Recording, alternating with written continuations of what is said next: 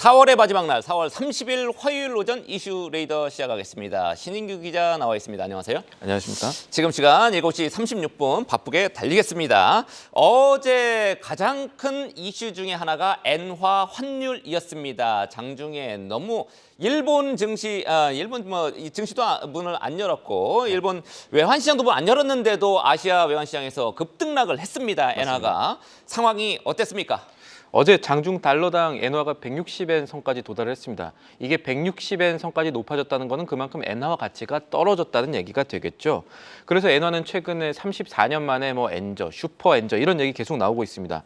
이 160엔까지 갔었던 이 엔달러 환율이 장중에 155엔 선까지 다시 진정이 됐는데 이것은 일본 당국이 급히 개입한 거 아니냐 혹시? 일본 어제 쇼와의 날이라고 해서 휴일이었는데 휴일에도 일본은행 사람들이 조용히 일한 거 아니냐 이런 얘기가 나올 정도로 외환 시장이 급격하게 움직였습니다. 네, 우리가 뉴욕에 있을 때 한 2년 전에도 그때도 엔화가 약세로 갈 전망이 더 많기는 했습니다만 이렇게까지 약세를 보일 거라고는 아마 예상을 잘 못했던 것 같기도 합니다. 엔화가 특히 이제 원엔 환율도 어제 보니까 이제 870원. 이렇게 굉장히 지금 많이 떨어져 있는데 여행가기 좋아졌죠. 예. 네, 엔화를 매수하는 게 투자 전략으로 좀 활용할 수 있을까요? 사실 이제 엔화 살려는 사람들 중소기업 사이에서도 좀 붐도 일고 맞습니다. 이랬었는데 예. 기업들의 엔화 이 예금들이 많기도 했었고 큰 숫자를 보면요. 일본이 금리를 앞으로 인상하면 예전에 YCC 수정 얘기 나올 때 그랬었는데 엔화 가치가 앞으로 더 오를 것이다라고 생각하고 적어도 한 몇 년 전, 1년 전부터는 엔화를 꾸준히 매입해왔던 투자의 아이디어는 있었던 것 같습니다. 코로나 전까지만 해도요. 우리나라의 거주자 엔화 예금, 그러니까 기업과 가계의 엔화 예금이 60억 달러를 못 넘었거든요. 50억 달러 선이었습니다. 그런데 이게 올 들어서 98억 달러를 넘어섰습니다. 국내에서 엔화를 매수하는 사람들이 많아졌다는 얘기고요. 앞으로 엔화가 올라야 이 수익을 실현하고 환전하면서 예금이 줄어들 것이라고 생각을 할 수가 있겠죠. 그런데 최근 상황 보면은 아직까지는 엔화 매수가 조금 더 유효한 투자 전략이 아닌가 이런 얘기들이 증권가에서 나오고 있습니다. 증권가에서 단기 엔달러 환율 전망 수정하고 있거든요. 엔화가 조금 더 떨어질 수 있다는 얘기로 보는 겁니다. 160엔 그 위로 더 올라갈 가능성 높게 보는 제가 거예요? 증권사 엔화 관련 리포트 어제 다 봤는데 170엔 얘기까지 나온 데가 있습니다. 170엔 얘기까지 나옵니까? 그런데 이제 정확하게 전망을 하는 데들 조금 더 살펴보면 단기 밴드라고 합니다. 이거를 내놓은 데들 살펴보면 한국투자증권은 2분기 평균 달러 엔 전망을 원래 148엔 정도로 봤었거든요. 155엔으로 상향 조정했습니다. 우리가 알고 있던 것보다 엔화 더 떨어질 수 있다는 얘기입니다.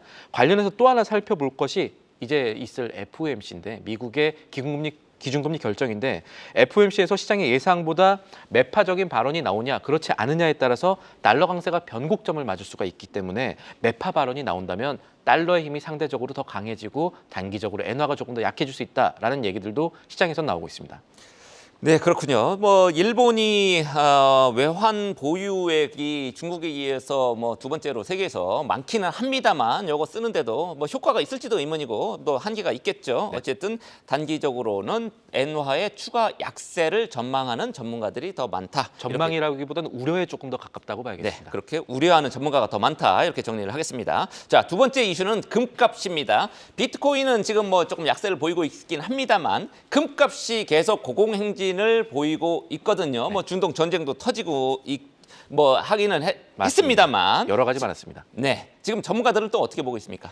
이 단기 방향성보다 장기 방향성은 조금 더 확실해 보입니다. 금값이 앞으로 더 갈 거라는 얘기입니다. 더 갈 가능성이 높다. 금값은. 큰 틀에서는 중국을 비롯해서 각국 중앙은행들의 사재기 현상이 이제 금값을 밀어올렸다 이렇게 보는 사람들이 많습니다.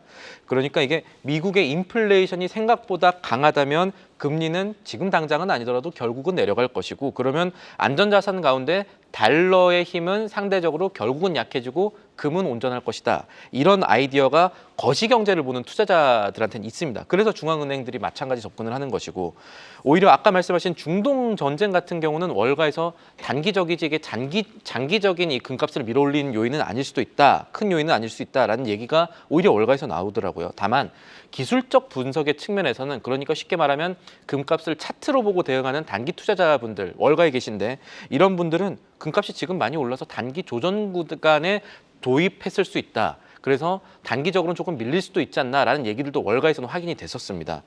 지금도 높은 금값이긴 한데 단기적으로는 아까 제가 밀린다는 우려가 있지만 장기적으로는 계속 갈 수 있다는 얘기들이 조금 더 많습니다.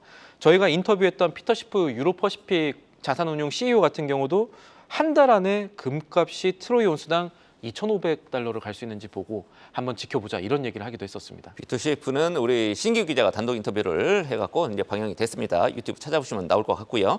어쨌든 금값은 $2,400까지도 돌파했을 정도로 지금 어제는 이제 $2,346 이렇게 나오긴 합니다만 단위는 트로이 온스입니다. 네. 어찌됐든 해외 시장에서 금값이 이렇게 고공행진하면 국내도 당연히 영향을 받을 거고 요즘에 너무 비싸니까 뭐 돌반지 이런 거는 아마 못 하실 겁니다. 네, 그렇죠. 어찌됐든 국내에서도 이렇게 투자 심리가 지금 막 살아나고 있습니까? 어떻습니까? 실제로요, 이 금값이 오르니까 금 현물 ETF가 국내에 하나 있거든요. 이게 지금 국내 원자재 ETF 가운데 돈이 가장 많이 오르고 규모가 가장 큰 ETF가 됐습니다. 여기에 올 들어서 한 415억 원의 자금이 몰린 것으로 파악이 됐고요. 또 하나 봐야 될 거는 주식시장에서 금값이 오를 때 관련주는 어딜까? 이거 찾는 분들 많으시겠죠. 어제 실제로 이 금 관련주로 꼽히는 곳이 엘컴텍이라고 있습니다. 코스닥주인데 코스닥 상장주인데 이 회사가 몽골의 금 광산을 보유해서 시장에 관심을 받는 기업인데 어제 하루 코스닥 시장에서 거래량 기준 7위에 올랐습니다. 오늘도 이 흐름들이 지속될지 한번 봐야 될 것 같고 여기에 고려아연도 사업 포트폴리오에 금 관련 생산이 있어서 시장에서 금이 뜰 때 주목받는 기업 중에 하나로 꼽힙니다. 네, 그렇군요. 자, 다음 이슈는 여러분들이 좋아하는 뭐 최근에는 싫어했다가 다시 좋아지고 있죠. 좋아지고 테슬라입니다. 자율주행 테슬라입니다. 간밤에 주가가 하루에 15%나 급등을 했습니다. 한국에서는 보기 힘든 현상입니다. 이렇게 주가 중에 큰데도 불구하고 네. $194를 하룻밤에 기록을 해버렸습니다. 결과적으로 테슬라 주가 왜 이렇게 많이 뛰었습니까?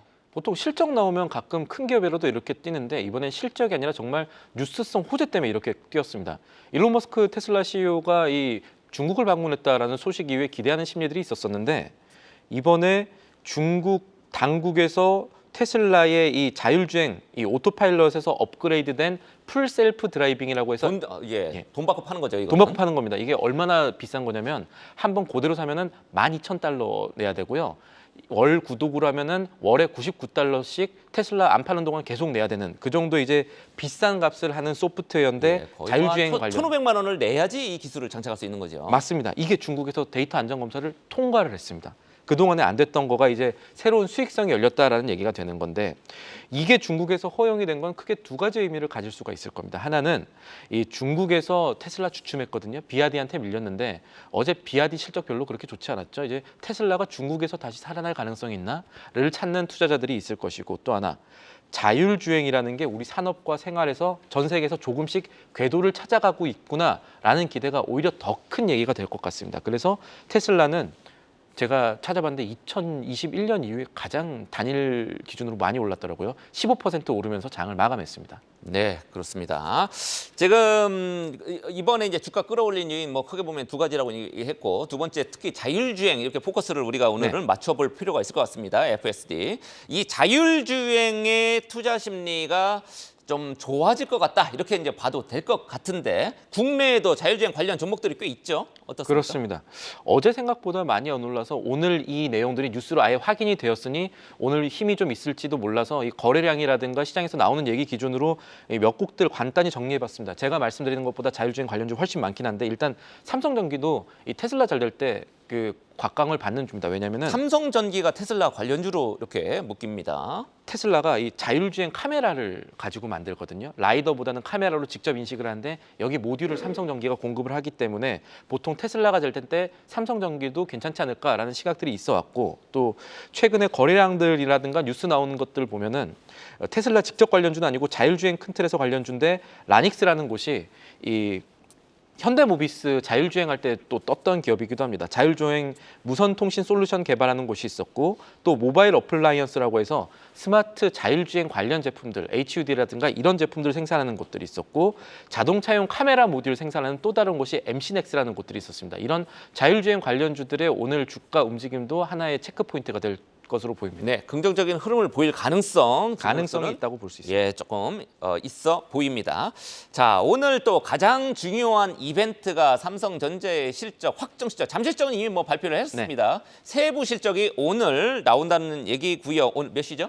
오늘 세부 실적은 아마 장 중에 초에 나올 거고 그것보다 더 중요한 게 10시에 있을 이 컨퍼런스 콜이 될 것 같습니다. 오전 10시에 컨퍼런스 콜을 네. 우리가 들어보면서 주가 그럼 체크해 봐야 될 것 같고요. 자, 삼성전자를 비롯해서 여러 기업들이 오늘 실적을 내놓을 텐데 관전 포인트는 어디에 있습니까? 삼성전자 먼저 말씀드리면요. 일단 저희가 숫자는 알고 있습니다. 숫자는 매출 71조 그리고 영업이익 6조 6천억 원인데 이거 시장의 예상보다 영업이익만 1조 원 정도 높은 깜짝 실적 발표했습니다. 그래서 아마 반도체가 꽤 좋겠다라는 생각들을 해볼 수가 있을 건데 이 중에서도 낸드 플래시는 좋을 것 같고 아마 파운드리는 아직까지 적자일 가능성이 있습니다. 여기에 대해서 시장이 기대할 만한 혹은 시장이 궁금해할 만한 숫자가 어떻게 나오느냐에 따라서 앞으로 이 삼성전자 기업을 바라보는 시각을 조금 달리할 수 있을 것 같고요.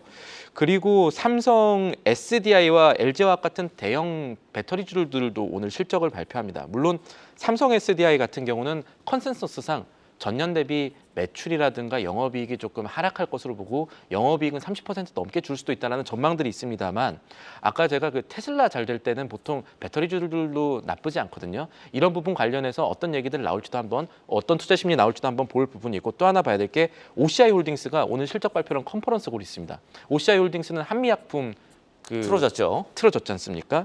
동맹이 무산된 직후에 이 바이오 산업 청사진 그럼 어떻게 할 거냐에 대한 질문들이 굉장히 많이 나올 것으로 보입니다. 만약에 이번에 시장과 소통하는 과정에서 OCI 그 홀딩스가 들고 있는 이 자회사 가운데 부강약품 여기에 자회사가 이 콘테라 파마라고 있습니다. 여기가 지금 상장이 될지 말지가 시장에서 되게 궁금해하는 점이거든요.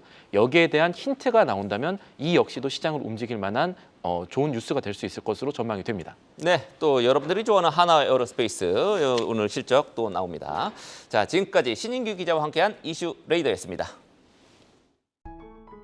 계속해서 다양한 경제 이슈를 알고 싶다면 구독과 좋아요, 알림 설정 부탁드립니다. AI 캐스터 권미정이었습니다.